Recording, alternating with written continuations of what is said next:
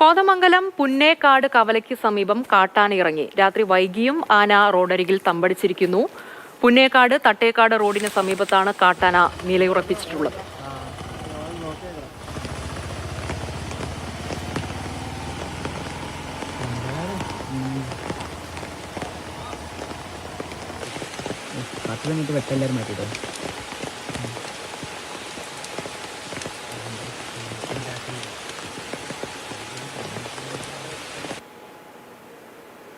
ശ്യാം പ്രസാദ് ഉത്തമൻ ചേരുന്നുണ്ട്. ശ്യാം, ഈ കാട്ടാനയെ തുരത്താനുള്ള നടപടികളിലേക്ക് വനംവകുപ്പ് കടന്നിട്ടുണ്ടോ?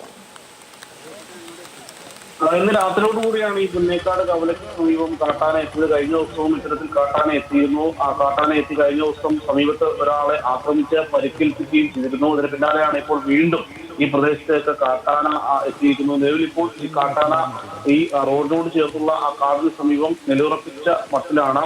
ഈ പ്രദേശത്ത് ശക്തമായ മഴയുണ്ട്. ഈ മഴയൊന്നും കൂസാതെ തന്നെ ആന അവിടെ തന്നെ തമ്പടിച്ചിരിക്കുകയാണ് എന്നാണ് പ്രദേശവാസികളിൽ നിന്നും അറിയാൻ കഴിയുന്നത്. എന്തായാലും വനപാലകരെ അറിയിച്ചിട്ടുണ്ട്.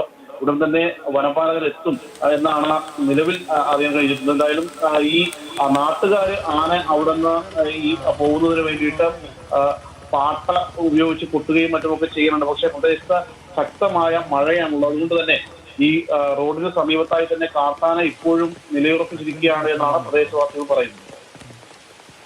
ശരി ശ്യാം പ്രസാദ്, എന്തായാലും കോതമംഗലത്താണ് കാട്ടാന ഇറങ്ങിയിരിക്കുന്നത്. റോഡിൽ നിലയുറപ്പിച്ച കാട്ടാനയെ തുരത്താൻ ഉടൻ തന്നെ വനപാലകർ എത്തുമെന്നാണ് ശ്യാം നൽകിയ വിവരം.